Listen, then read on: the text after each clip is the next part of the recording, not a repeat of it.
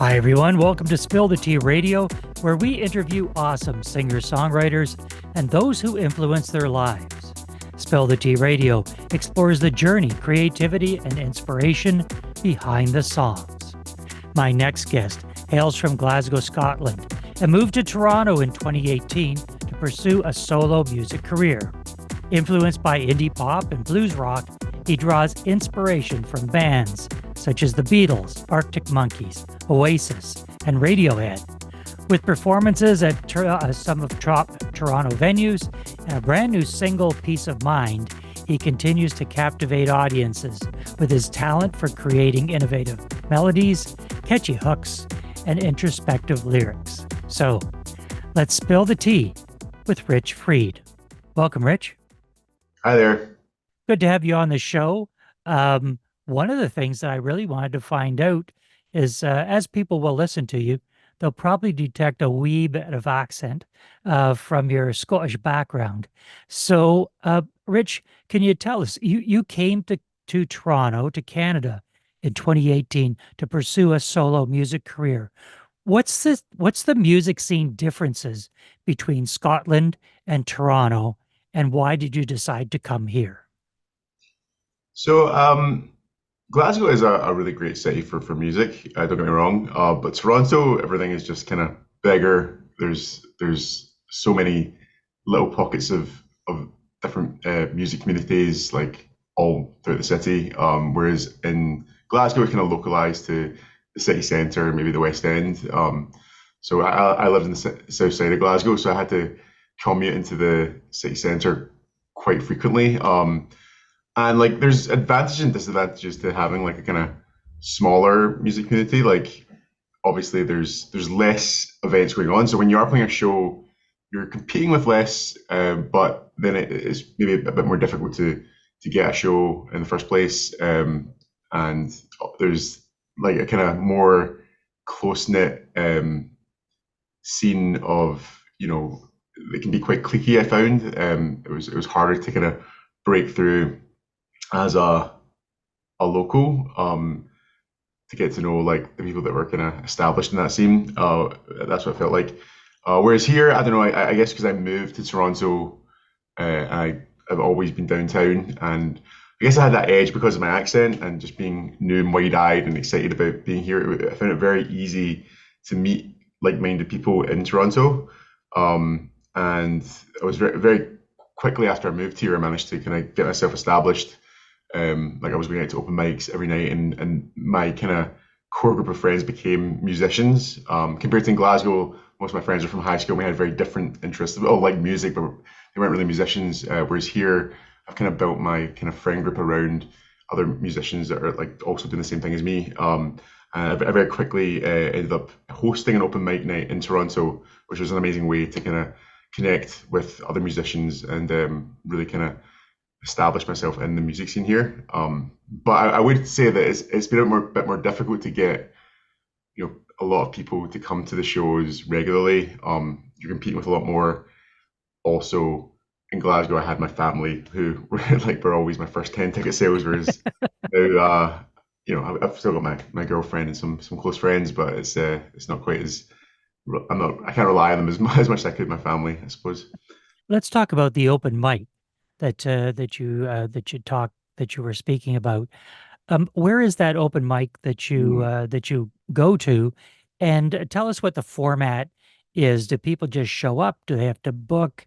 Does it start at 7 o'clock, or does the mic start later on?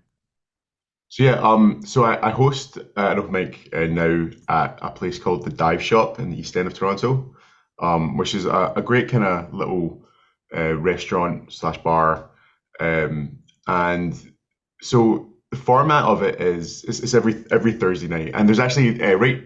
So this is a bit of a different open mic to what I used to host, because that bar closed down during the pandemic. But this one, there's three hosts that kind of alternate, which is it's kind of nice. So I turn up just as a performer on my off weeks as well. But so from 7 p.m. till 10 p.m. on a Thursday, they do like a songwriter showcase. It's called Live at the Dive, and they have like three acts play like a 45-minute set each. And then once that's done at 10 p.m., then the open mic starts, which is like a sign up thing so people can turn up and just put their name down to perform like one or two songs. And we usually have like a featured act for the open mic as well. So like about 10:30, someone goes up for like a half an hour set, and it's usually scheduled and like gets all the advertisements and stuff. But yeah, so like basically, I kind of for the Live the Dive Songwriter Showcase, I do the sound, and then I host the open mic afterwards, and it's great fun. Like it's quite like a kind of you know close knit, kind of cozy environment. It's quite a small bar, but I quite like that. It's not super duper busy like some of the open mics that I go to. So you don't usually have to wait that long to go up and perform. And I find that when it is that bit quieter, people tend to meet each other a lot easier. And by the end of the night, after we've had a few drinks, everyone's best pals, and everyone like that only came to watch is suddenly like wanting to perform songs and stuff, and it's really good fun. So yeah, it's a great place. Also, the fried chicken there is honestly the best fried chicken I think I've ever eaten in my life. I think it's the only reason my girlfriend comes every week. So definitely check it out if you're I and there. I gather it's diet fried chicken because that's what I would order. Rich, for some of the younger uh, artists, how important is it to go to these open mics to hone your skills and get your music out there? I think it's a very good way to like basically either meet people and connect with local musicians that are doing the same thing as you, but also yeah to get on stage and get that experience of performing because it takes a lot of courage and trial and error I would say at least from my perspective before you like want to like maybe book like a full show like you can practice like all day, every day at home, but you're not really going to get that same experience unless you're actually up in front of people Mhm. on a stage or just using a microphone and actually like interacting with an audience. So I think like an open mic is a really great way to first of all trial some maybe new songs or just get that experience. I know for me, it's a really great way of uh, you know getting to try out different like new songs that I've written as well. And yeah, like I think it's been very formative for me, especially since I moved to Toronto because it's something I've been doing pretty much multiple times per week since I've moved here, except during the pandemic when we couldn't.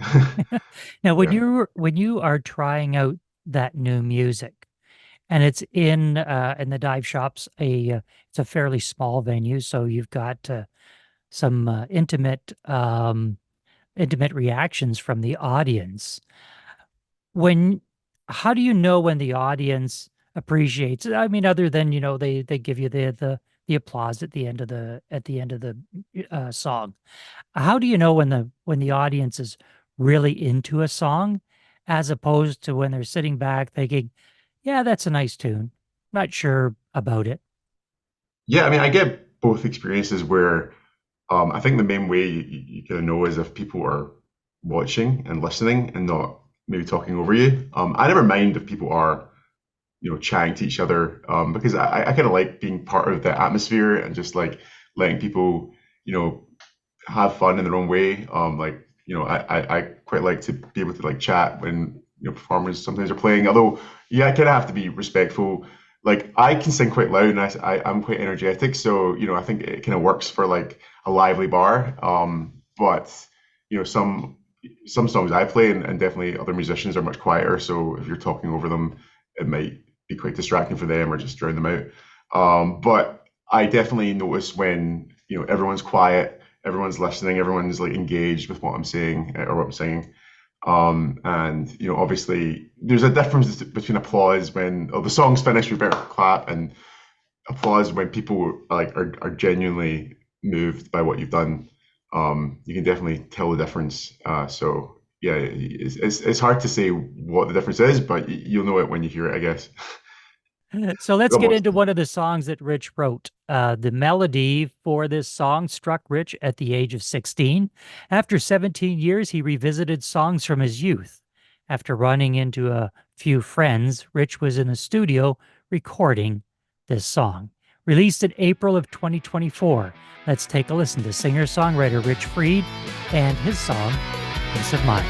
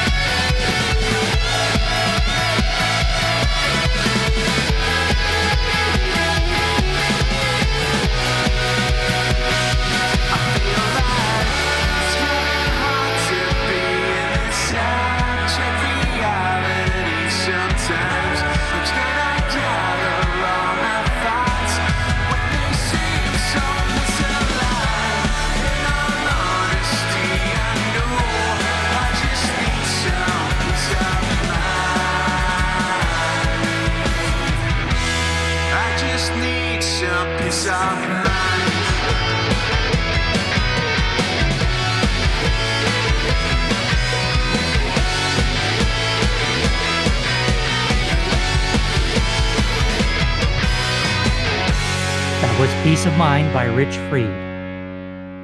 Rich, you mentioned that this song was a song, or at least the melody, you wrote this when you were in your teens, so you were 16 years old. You probably had some lyrics that you had then, and now you've put together some updated lyrics for this song. What was the inspiration behind the song and the updated lyrics? So originally, yeah, the song was very heavily influenced by the bands I was listening to at the time, like the Fratellis, especially, and Oasis. And I remember, like, so the one thing that is always in the song is the lyrics. peace of mind. Or I just need some peace of mind. That was there from the very beginning when I first came up with the, the chorus, I guess. And yeah, like I don't know. I remember when I wrote the lyrics at that time, they didn't really make much sense. I can't even remember. I never even wrote them down. Usually, I always have them in like a Dropbox folder. But that one, I never actually saved it. So it was just in my head for all these years. And I think I tried to revisit that a couple times and rewrite lyrics, but it just wasn't happening. Sometimes the lyrics just flow out and they're great. Sometimes it's a real struggle. And that one, it took me a while to like. I actually had to sit down last year at one point, and I was like, I'm going to finish this. I'm going to make this happen. I went back to it over several days and refined it. But the song, like, obviously, kind of the rest of the song stemmed from that hook.